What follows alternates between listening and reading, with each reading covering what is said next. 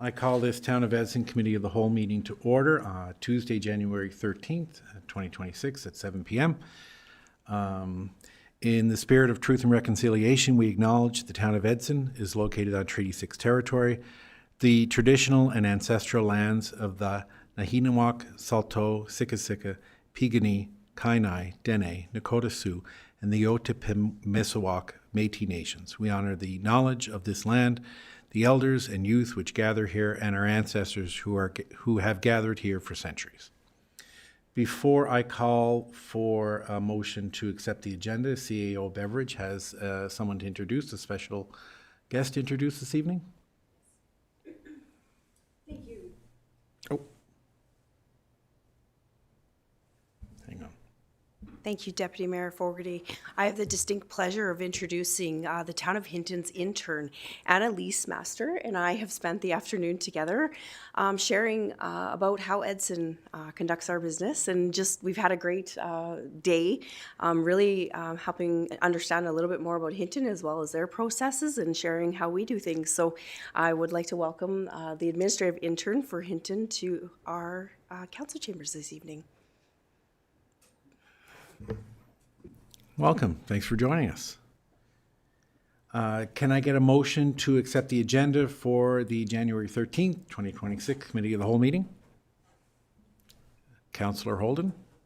I move that the agenda for the January 13th, 2026 committee.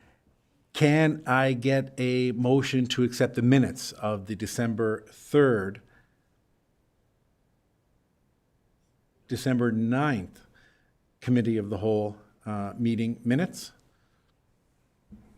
Councillor Schramm? I move that the minutes of the December 9th, 2025 Committee of the Whole minutes be adopted as presented. Thank you. All those in favor? Sorry. Are there any discussions on the minutes? Seeing none, all those in favor of adopting the minutes, that motion is passed. We have no presentations or delegations, no bylaws or policies.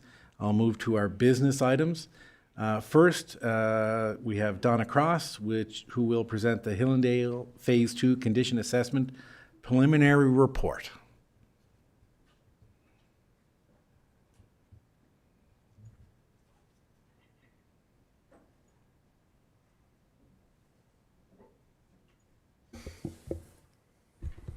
Good evening, Council. Thank you for the opportunity to present the Hillendale Phase 2 Preliminary Assessment Report.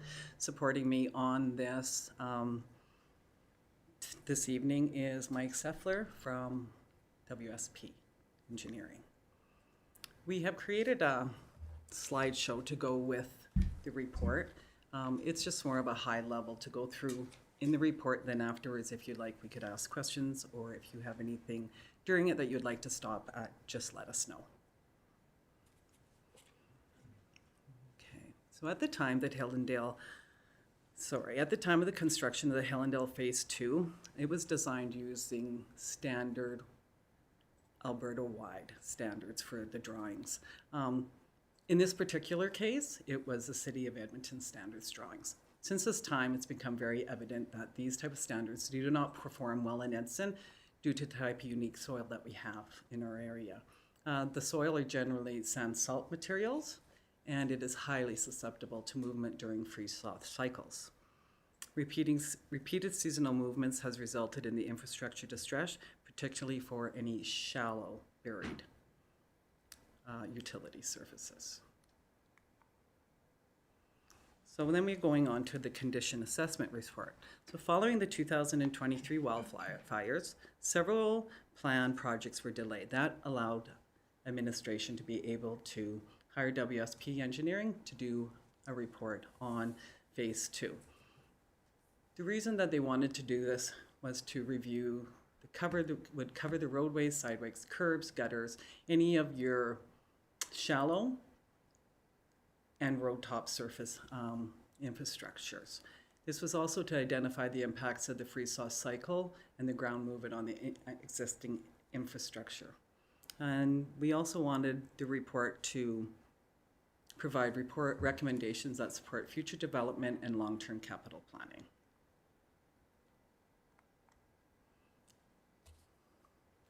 So to do this report, what WSP did was they did a lot of field survey data in 2025 during May. They took that field survey data and they compared it to the data with the 2014 original as-built information.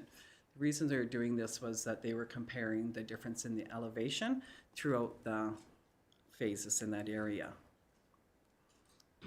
I'd like to also note that a lot of the recommendations that you'll see in this report, these are not based on anything that was done before in a study or a report. This is just based on WSP's expertise and the history of working with our soils and working with us in the areas. So the key findings in the report was there was repeated freeze-thaw cycles that have caused significant ground movement. Drainage issues are contributing to the roadway cracking and ponding, and that any shallow utilities above 3 meters is causing the significant damage. Anything below are generally in good condition. And also another key finding is that we need to ensure that while we're developing our standards currently at this time, that we ensure that we meet in those designs what we need to be successful in our construction. So we'll just go quickly through the different highlights and the different areas that Mike and his crew looked at. So they looked at the roadway conditions. There's significant heaving and cracking was observed, and particularly along 18th Avenue. Several other roads show, is that correct? Yeah, okay. Several other roads showed extensive longitude and transverse cracking. Much of this aligns with the shallow bedded utilities, so mostly the storm drains, and and also the non-operational subdrains. So there was a lot of subdrains put in to help the roads drain. They're not working, so that's trapping water within the road too. It is causing significant damage. One good news, though, is the sidewalks are in good shape. Really, there's just a lot of dirt and debris accumulation built up along 17th and 15th Avenue. And that's just coming from the undeveloped lots, so a lot of the debris, and because it's not seeded, so it's just bringing everything down onto it. The curb and gutter, same thing. Many sections are heaved and no longer function properly, which is also causing more significant damaging. And pooling of water. 18th Avenue, once again, has major heaving on the east side, and a lot of the gutter sections are consistently higher than the pavement throughout that area. So then when we looked at the sanitary sewer systems, well, it's a deep buried main, and it's expected to be in good condition. Although there's several sanitary manholes that have showed heaving due to elevation shifts, so it's causing a lot of surface depressions. Through the sanitary system, utilities has done several cammering in that area, and so far that they haven't come across any issues, so that was good news. The storm sewer system, again, it's what's causing a lot of the main damage because a lot of it is above 3 meters. And storm mains and the CBs, as it says, is lead installed in shallow depths. Again, along 18th Avenue, we're seeing a lot of this damage. Pavement is cracking, appears to be directly above the shallow storm lines, indicating utility movement. So if you're out in that area, like when I was out with Mr. Seffler, he was able to show me where when we're standing on the road, we could look, and it's where the storm drain went, and it was significant damage because it was so high. So and he could show the different areas where you would see something heave because it wasn't buried deep enough.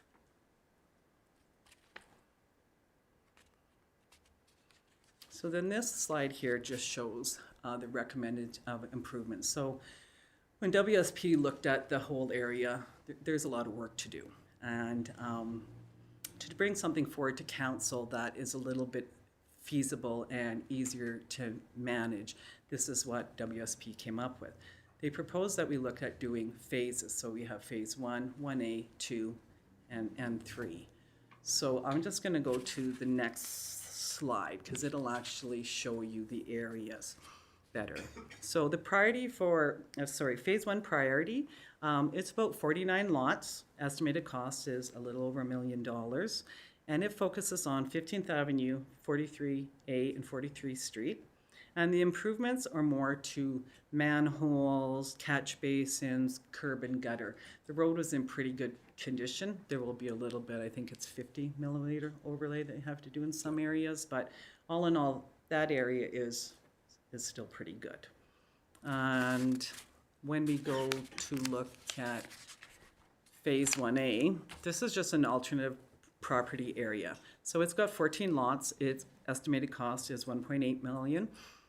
And an alternative option, if council chooses to prioritize 18th Avenue Service Road, where there already are several homes that exist. So the first work that would be the significant work that needs to be done on the storm system repairs would be completed first, followed by a full road rehab. If we look at Phase 2, secondary development area, it's about 1.5 million for 43 lots in that area. It covers lots along 7th Avenue to 43rd Street. It also includes repairs, manhole, catch basin, curb and gutter, the same stuff. It does require some road rehabilitation, but that would only be in the areas where the storm lines are very shallow, so it wouldn't be all the roads. And then the last one is Phase 3. It's a deferred area. This applies to multifamily development site, and at this time, there is no economic justification for these improvements. This roadway may be maintained as a gravel until a developer would express any interest at that time. So our key recommendations from the report is to improve the drainage to reduce the freeze-thaw impacts, apply full depth restoration over shallow storm systems, lower shallow storm mains and catch basin leads, reinforce manholes and catch basins, use gravel road surfaces where appropriate until development proceeds, and plan development in phases. So that's the end of our PowerPoint. If you guys have any questions, I'll get Mike to answer them. Thank you so much for the presentation. Members of council, any questions? Councillor Wilson-Lair. Through the chair to our presenters, Ms. Cross and Mr. Steffler. In your report, page 30, the closure section, and I know you did mention this in your presentation, but I just wanted to ask for further clarity. It says these recommendations have not been fully proven in previous studies or reports, but are based on practical experience and innovative ideas tried by our various partners over past several years in town. So my question is, the recommendations and the methodologies that you're presenting in the report, they have been tried in town, and maybe not specifically for the town of Edson, but in other areas where we would have some proven capability for our soil characteristics. Thank you. Through the chair to Councilor Wilson there. We've actually been doing some of these trials for the last couple of years, working with the town of Edson. Some of the recommendations, wrapping manholes with poly, trying different bedding type of aspects of it. We've been doing these over the last 3 to 5 years, and we haven't seen any failures yet to speak of. We're trying something that's different, that's used outside. We've also collaborated with various other municipalities in the province from a Red Deer office. They're trying these things now, particularly in the city of Red Deer in the southeast corner, where they're having the same susceptibility of frost or whatever. So we've been talking to various other municipalities that are trying different things and are experiencing that, and we've tried as well. And so far, we haven't noticed any failures on this infrastructure. Councillor Taylor. Through the Deputy Mayor to Ms. Cross and Mr. Steffler, thank you for bringing this report.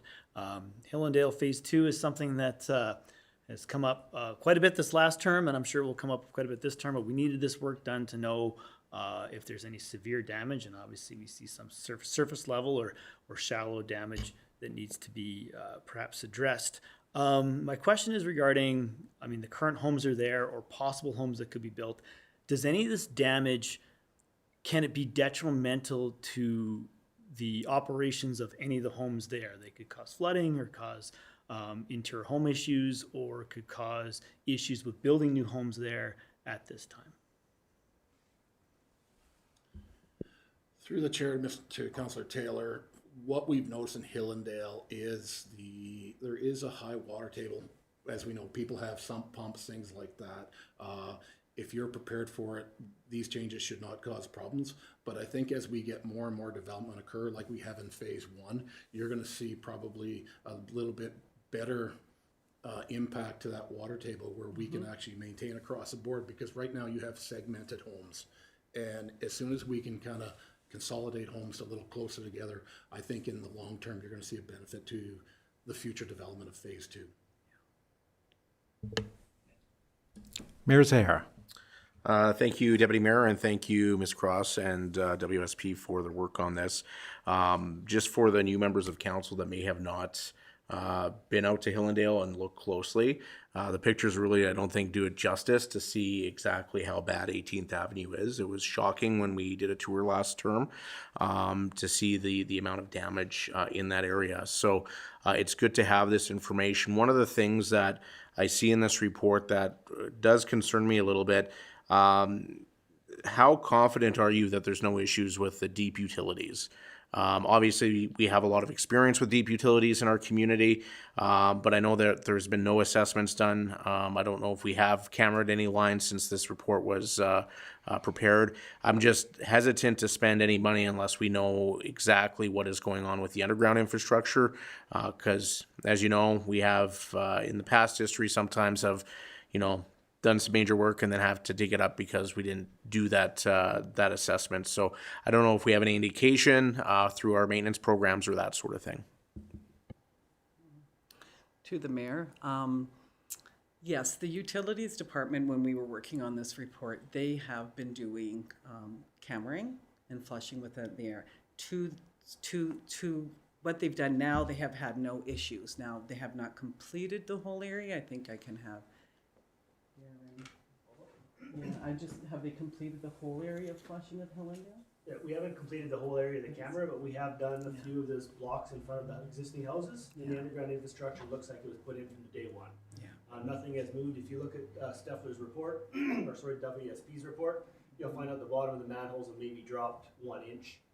And we have a little bit more of the rim elevations from the ground movement on the top, pulling up on our infrastructure from there. But what we have cambered, the biggest thing we're seeing is just a little bit of sediment issues, which we have to flush out, and that's due to the fact that we have such large lines in 3 homes. Yeah. But other than that, our underground infrastructure so far to date has looked really good.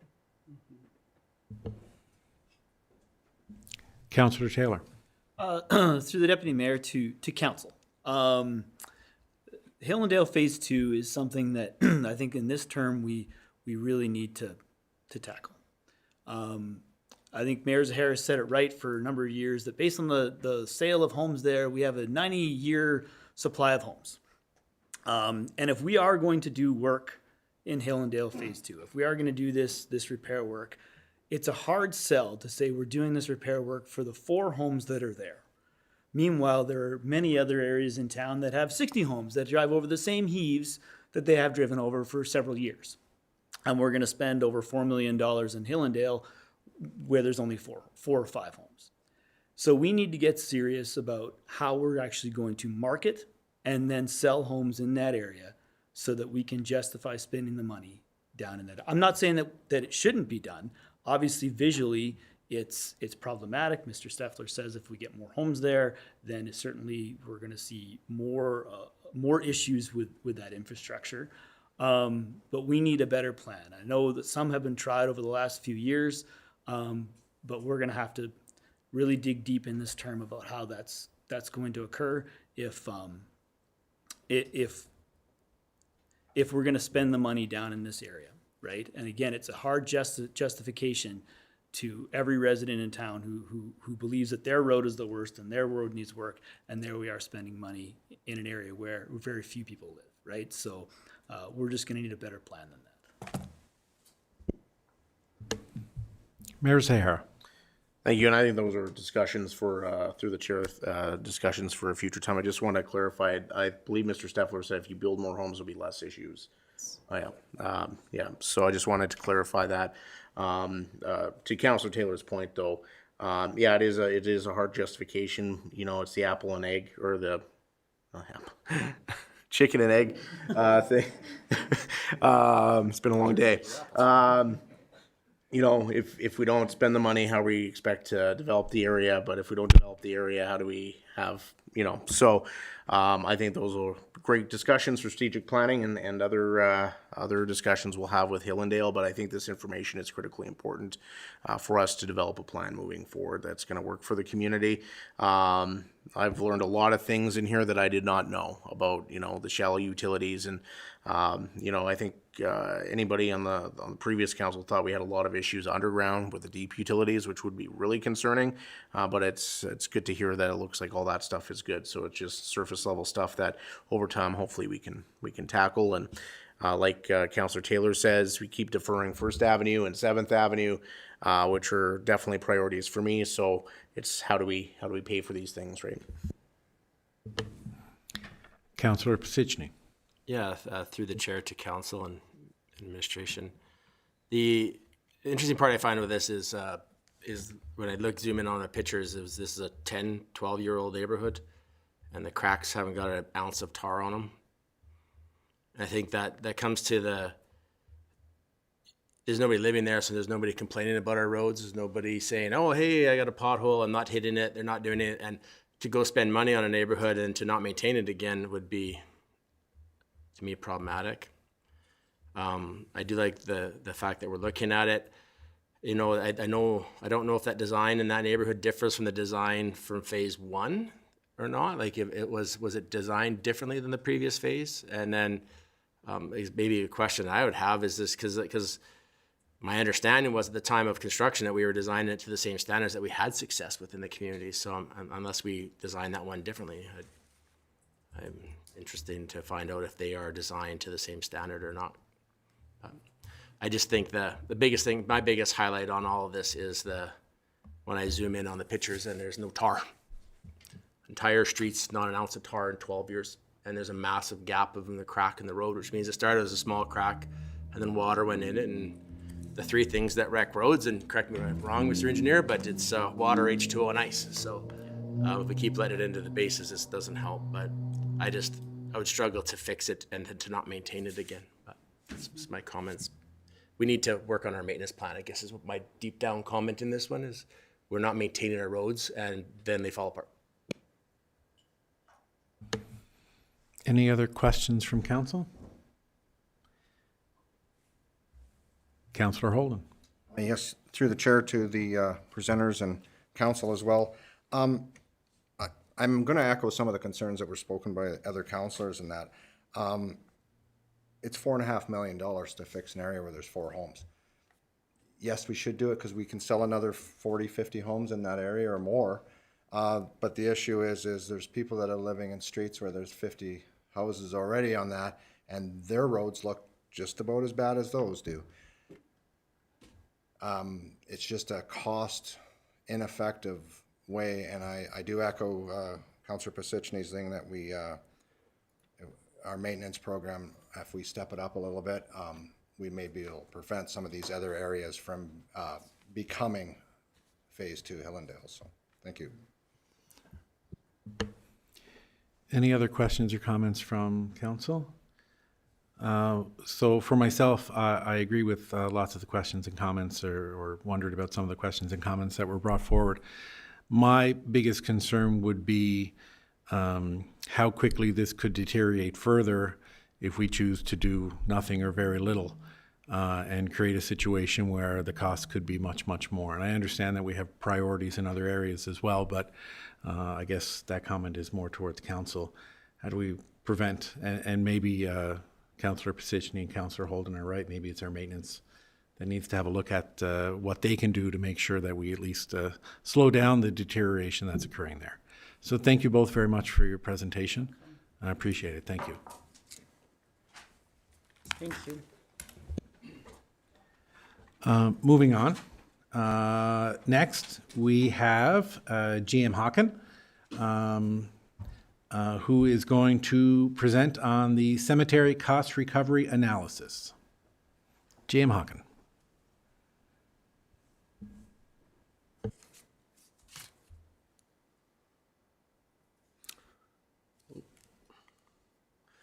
Good evening, Mayor and Council.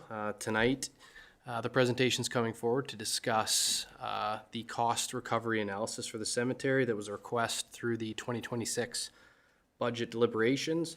The goal tonight is for council to better understand the current cemetery costs, our current percentages, and what realistic options look like over time. So purpose of the night tonight is threefold. First, we're going to walk through what our current operating budget looks like. Second, it's going to look what our current cost recovery looks like. And then third is to outline a range of options that council could potentially consider if they wanted to make any changes. So here we have the snapshot of comparing 25 to 26. In 2025, the cemetery operated at 22% cost recovery. In 2026, it has increased to 32%. However, this improvement is not the result of service cuts. It comes from more accurate forecasting and correcting assumptions within our actual expense budget, and I'll get into the details. So on the expense side, the biggest change was interdepartmental labor. So previously, there was a placeholder amount of $50,000 that was in the budget when we looked into it of why it was there. Software, which is for us to start digitizing our records, getting away from pure paper, getting it into our asset management software. So that's starting this year. Reflecting actual costs for columbarium supplies, as well as cost of living wage adjustment, which is a very small amount. But those are the adjustments from why you see it in 2025 to 2026 and the 10% cost recovery percentage year over year. So next is our expenses. So currently we spend $118,000 roughly within the expense budget. Wages, contracted services, materials, and interdepartment labor and reserve costs make up the bulk of these expenses.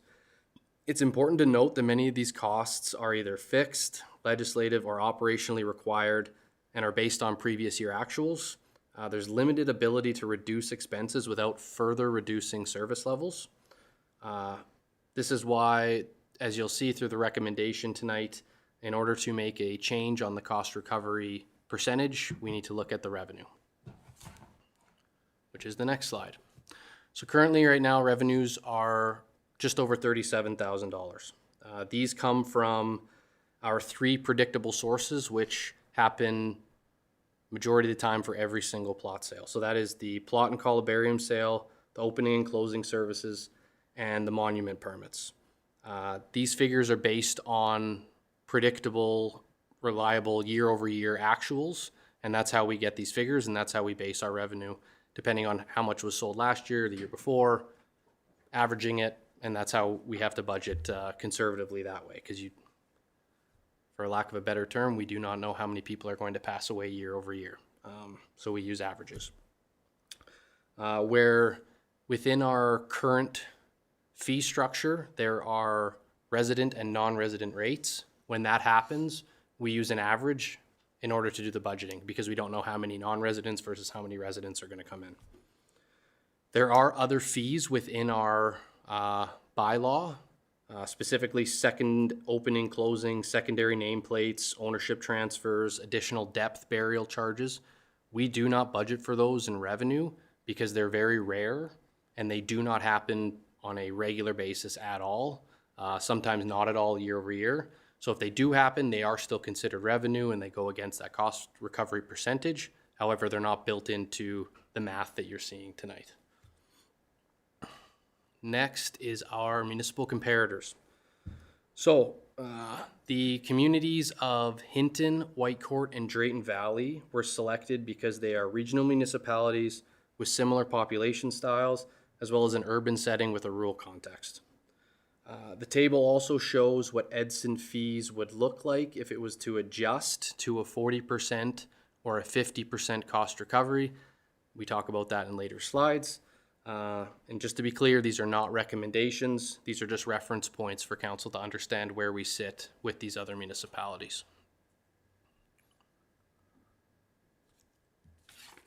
Options. So we have three options presented to council. Again, no decisions making tonight. We're at a committee of the whole. This is a good starting point, looking for feedback tonight, but So option one would be moving to a 40% cost recovery. This would be and the way we got to the numbers was a standard increase the percentage evenly across every fee.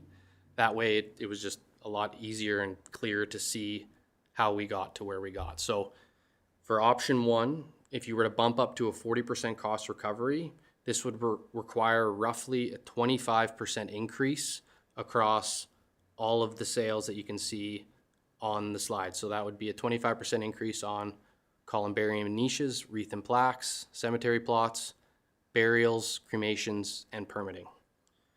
Option two, this would be moving up to a 50% cost recovery. This would require roughly a 56% increase across all those that I just mentioned there. And option three is status quo. Fees remain unchanged and we stay around that 32% cost recovery. So next steps, we're looking for feedback from council tonight or identify an alternative option if you would like us to analyze something differently within this department. 3 options are before you that I just laid out. Please let me know if you have any questions. Mayor Zahara. Thank you, Deputy Mayor, and thank you, GM Hawken, for the information. One question I have for you is, what is defined as non-local resident? Is that outside of the town of Edson, or is it outside the region? Can you answer that for me? Through the Deputy Mayor to Mayor Zahara, resident is within town boundaries, non-resident is outside of the Edson boundaries. Any other questions or comments from council? Councillor Schramm? Yeah, through the chair to administration, thanks for your report, very informative. When I look at the comparators, you know, really the way we stand right now, Edson's pretty on par and comparable with other communities, which I think is pretty reasonable. Looking at the 40% or 50%, those are fairly significant increases. I think an option would be to maybe lower that from a 25% right off the word go to like a 10% increase, more of a gradual increase. Some of those are pretty big financial hits for some of our residences right up the step go if we decide to go with the 40 or the 50% increase. Councillor Taylor? Through the deputy chair to, I guess, well, administration to and to all of council.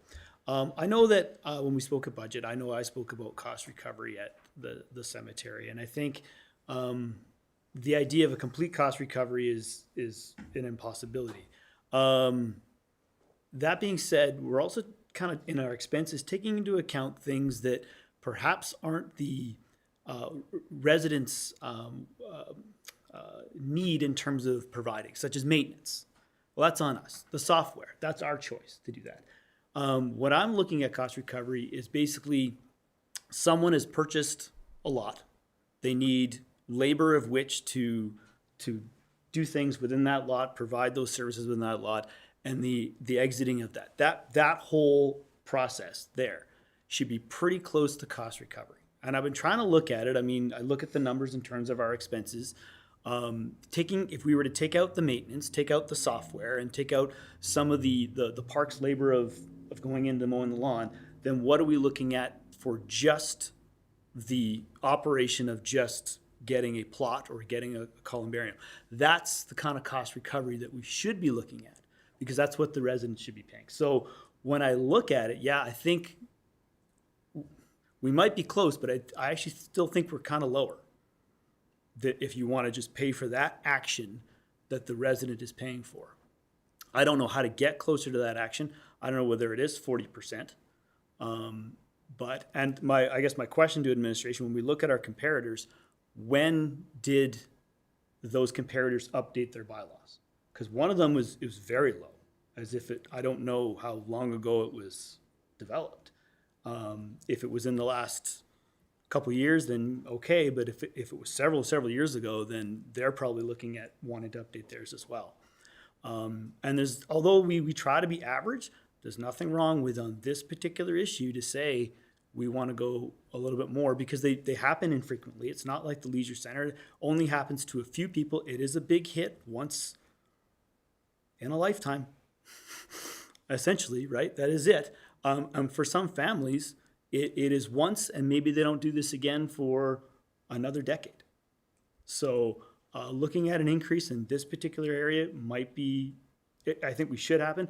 I'm actually closer to option 2, just as long as we round things to the nearest, like, I saw like $904 should be like $900, something much easier in that. But that will get us closer to the cost recovery on the, I guess, the burial event, as it were. Mayor Zahara. Thank you for this. I've also spoken the need for cost recovery, much like Councillor Taylor, cost recovery on, providing a columbarium, for providing casket burial, that sort of thing.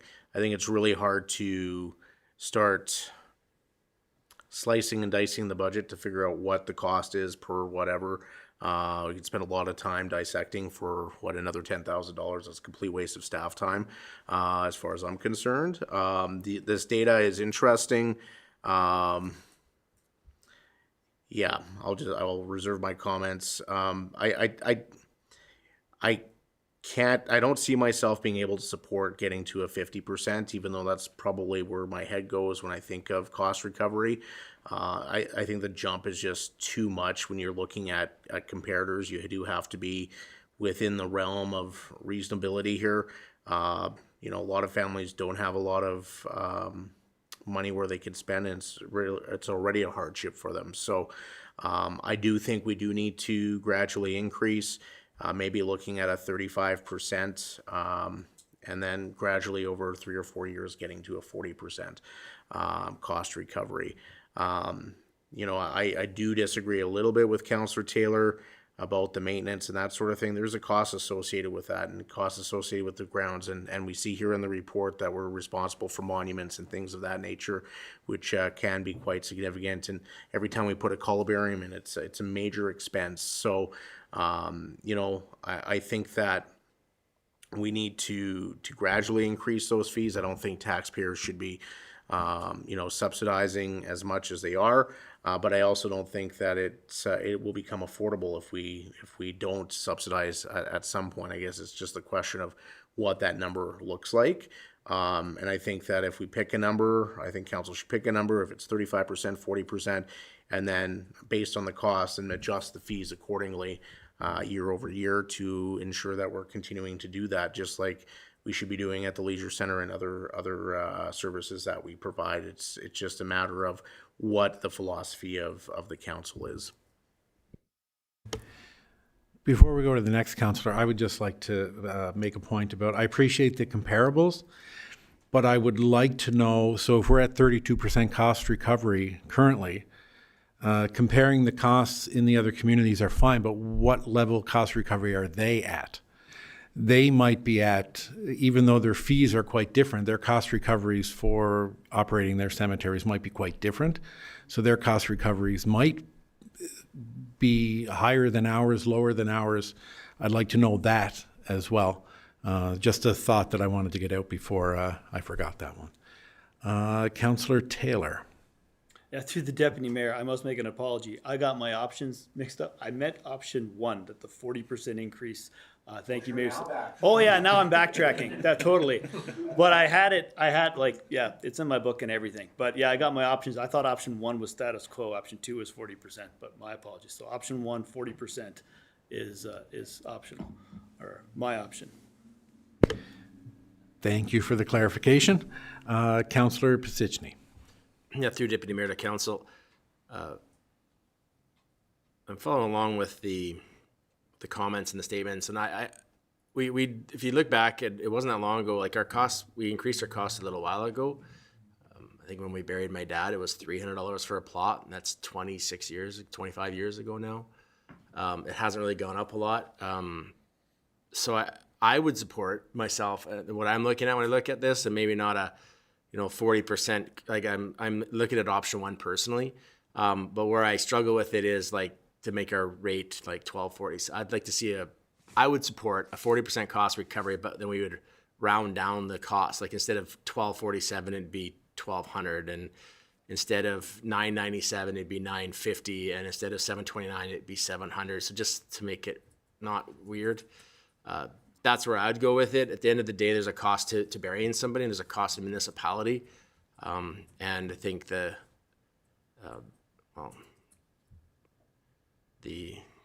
end of the day, it's that's what I would support. I'm not against a slight increase. I don't want to see a massive increase. Any other questions from council? Councillor Schramm. Yeah, just to go back to my original comment, again, I'm not against going up to the 40%. I do kind of agree with Mayor Zahara, though. I think it should be a gradual way to get there, maybe to get to that 40% over a 2-year span or whatever. Just lessens that financial burden on the people who have to go there. So that's my take. Mayor Zahara? Yes, thank you very much, Deputy Mayor. When I look at this, the comparisons, I do note that the columbarium niches and wreaths, we're around 1,800 right now, and we seem to be higher than everybody else. So, you know, to move to a 2244 to get to the 40%, I guess, that seems to be a little bit out of whack with where everybody else is. So, I don't know how we would deal with something like that, or if we have a better way of understanding what our true costs are when it comes to the columbarium. I know that has been a topic of discussion in the past, and we have already done a sizable increase in this area. The other ones I think are a little bit more reasonable to get to that 40%. I think you're not too far off from where other communities are. Well, except for one particular community that seems to be way underpriced. But I do agree with kind of what Councillor Pasicci was saying, is you get to that 40% would be good, but if we could do it over 2 years, that would be ideal. Any other questions or comments from council? GM Hawken? Thank you, Deputy Mayor. So I just want to summarize and then next steps. So I can look up the years of the other bylaws to have that information. I can look up what the percentage of cost recovery is for the comparable municipalities. Coming back, I'm hearing 3 options of status quo, 35% or 40%. I didn't hear 50 once around the table, so we can remove that option.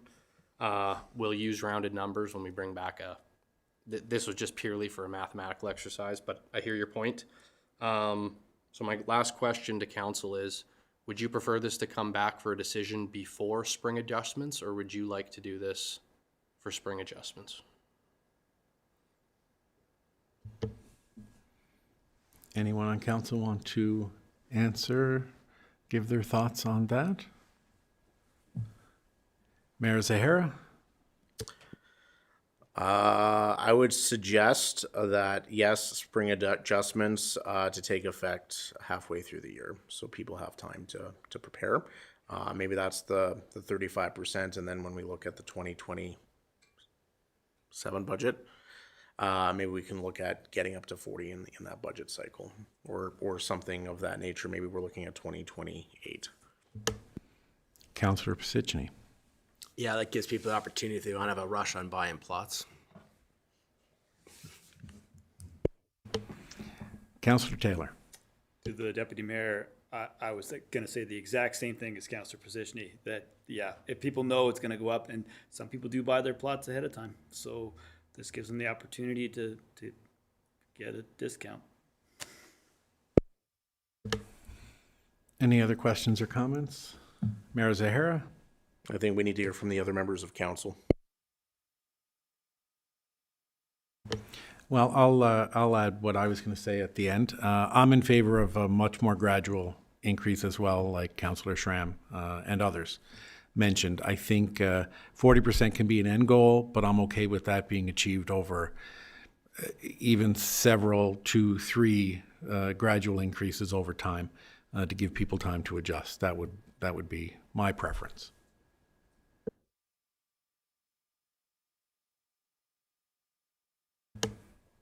Councillor Holden? Through the deputy mayor to council, just hearing all the conversation going on about this, looking at the numbers, this information was great. It was good to see those costs and expenses and revenues So we could compare them to other communities.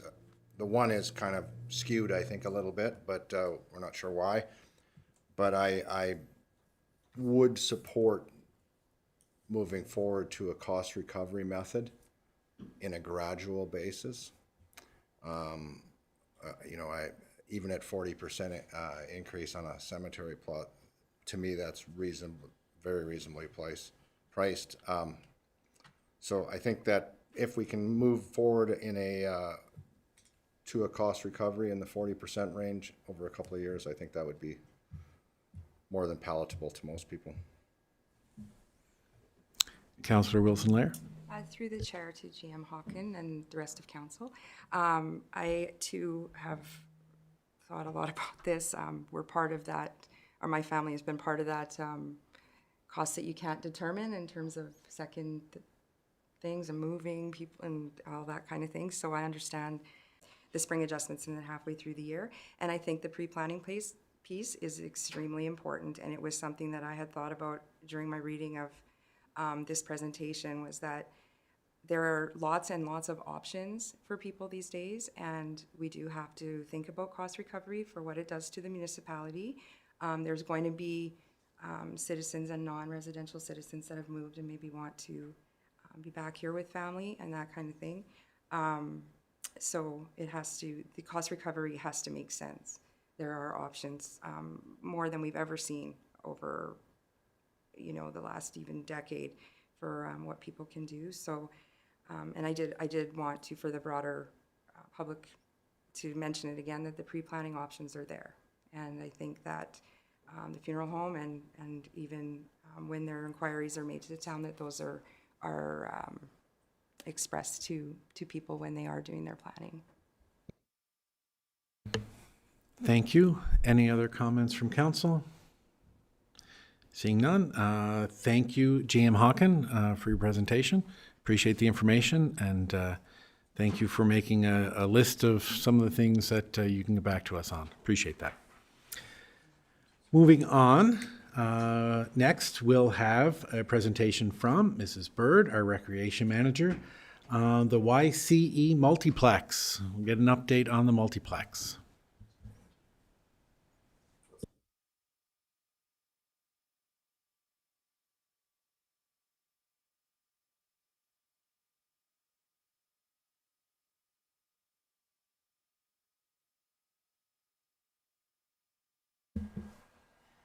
Good. Okay, good evening, Council. I'm happy to be here to do another update on the YC Multiplex project. Yes, I think it's been since November was the last time I was here. So something I wanted to mention, the project currently remains on schedule, so that's always positive to hear. But we did reach another major milestone in December, and that was Clark Builders completed the critical path for concrete foundations that released us into the installation of the steel, which we see as you drive by the construction site now. I'll go through kind of our current developments. So the basement foundation work is substantially complete. Cleanup and grading are underway. The elevator shaft has been completed, and the emergency stair core that we've spoke about in previous updates continues to advance in its construction. Probably the most exciting is the arena structure installation is progressing. The pre-engineered steel installation is ongoing.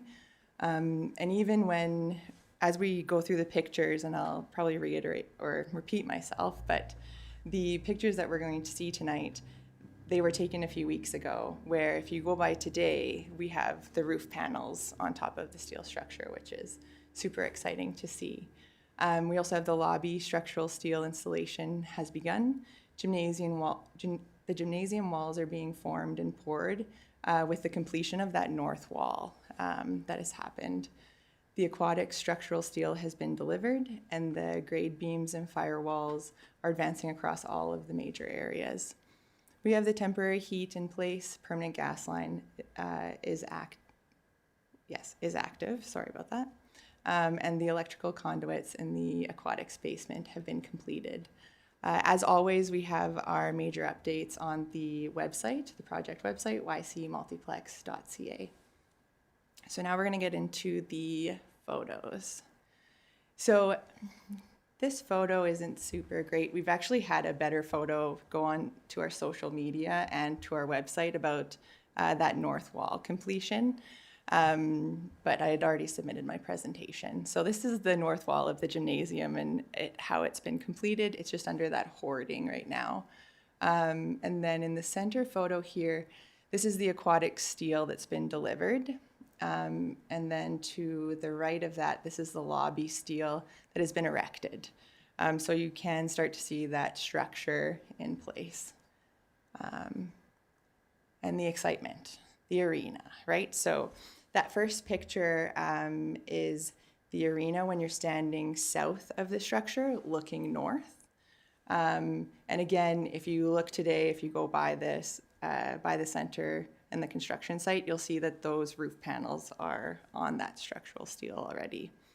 I did want to highlight the ice melt pit in the center photo because it gives the feeling, or well, I'm going to use the feeling because that's what I can think of right now for a word, of where the ice resurfacer is in conjunction, or the ice resurfacer room is in conjunction with the new arena, and kind of you start to see the development of where that passed through between the new arena and it will travel through to the existing arena. So when you're on site or when you're peeking through those fences, you can kind of get a feeling for that happening.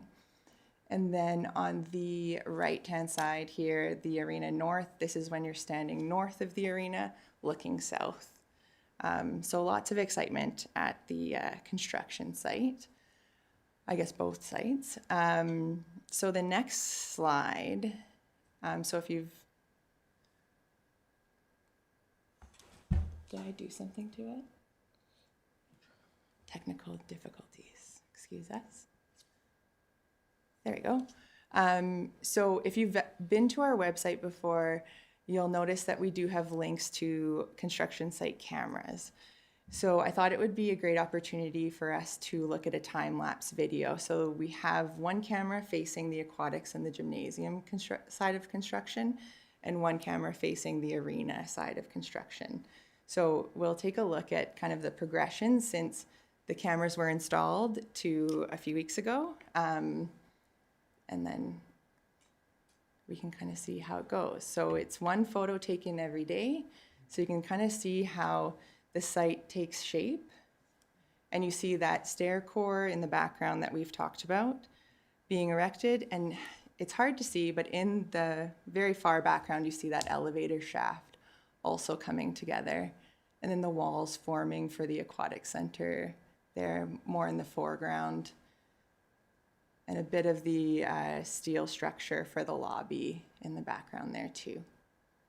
So it's quite exciting. And of course we saw the snow kind of set in too, which is always fun. And then this is the arena. So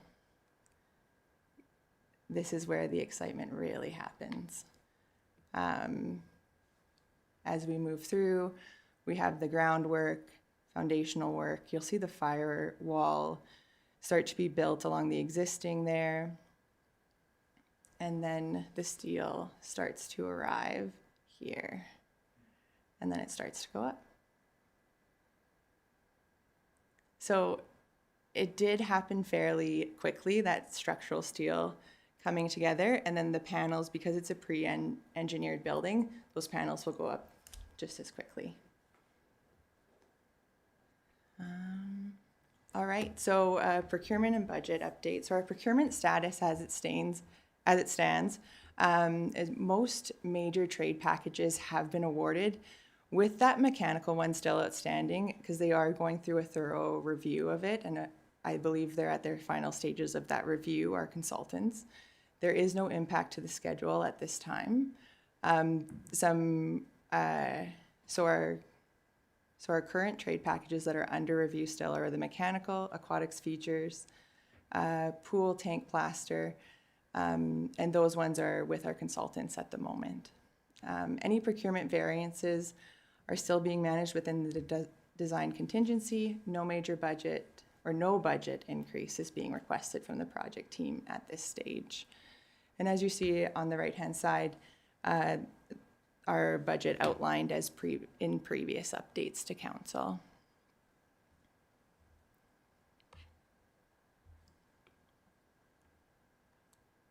And then this is the slide again that I included in our last update, just to outline the risks and mitigation. There are no changes to this slide. These are the risks that we've identified throughout the project, early on in the project, and we continue to mitigate as we move through it. And that concludes my presentation on the YCE Multiplex Project update. Does anyone have any questions? Mayor Zahara. Thank you. Very exciting times the last few weeks. I just want to say that I think that Clark, Tango, GEC Architecture, yourself and everybody involved have just been doing a fantastic job.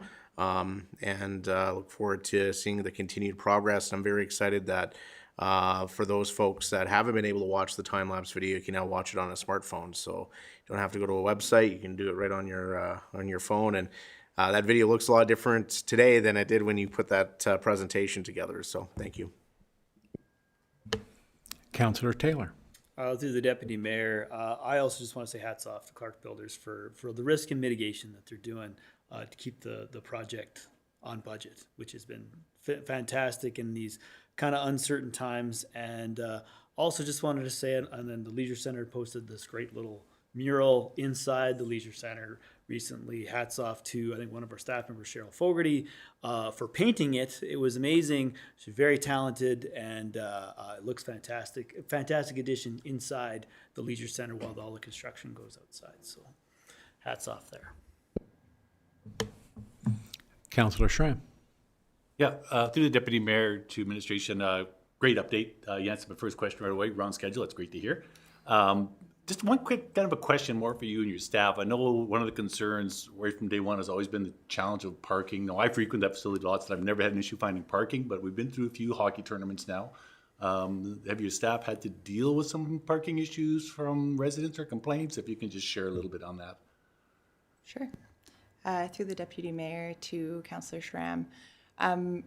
We've done a lot of proactive communication with our user groups who we've encouraged them to reach out, especially to their visitors coming. So any teams coming to our center, so they are aware of the construction site and kind of know the different options that we have. We've also coordinated with the schools in our surrounding area to encourage people to use their parking lots when they're able to. So we've done a lot of proactive communication to mitigate any necessary complaints that we may have. I think our community is quite understanding of this project. And also our messaging going out has been helping us kind of, what's the word I'm looking for? Sorry, I'm lost. Mitigate those complaints or potential complaints, especially even with the recent parking lane closure on 48th Street, including that sidewalk. We have received some feedback about even just the players' entrance being open on the south side and the timing of that. So we're kind of working on operational components to once we receive a complaint, to then adjust operations when we can to answer those concerns. That was very long-winded. I apologize. CAO Beveridge. Thank you, Deputy Mayor Fogarty. I think it's excellent to appreciate where the project manager from Clark Builders, as well as our project manager through Tango, Lewis Riley. But it's also, I think that it's really important to know there's a full process that goes in, that is in place with the project ownership group, and that's with Victoria, as well as our counterpart, Krista McNerney at the county. A lot of work goes into making sure that the costs are being managed effectively. And a lot of work goes into making sure there's still decisions that are made weekly, essentially about reducing costs, not reducing what the program, what we've spoken about is what the needs are for the project, but essentially determining being fiscally responsible at every turn. And I think that's what I've seen as GM in this area for now several months. I see that every week that goes on at that table, where there's questioning, there's challenging, and some really good questions that are being asked by our staff. So I just wanted to express that not only is it our project management group, but it's also our staff, as well as our counterparts at the county, that are keeping their costs in check with this project. Any other questions or comments? So I will just add my own then at the end. I wanted to say thank you on behalf of council for the presentation. Having only been here a few months, I've noticed a difference in one presentation to the second one, and really appreciate that. And if you could please pass on your thanks to all of your staff as well. It can't be hard, it can't be easy working in even if they're not directly in the construction zone, certainly with construction going on around their workplace. I really want to appreciate you and them. If you could pass that along from council, that would be wonderful. Thank you. Thank you very much. I see nothing on for a closed meeting session. So I will, if there's nothing else for anyone, I will call this meeting adjourned at 8:02.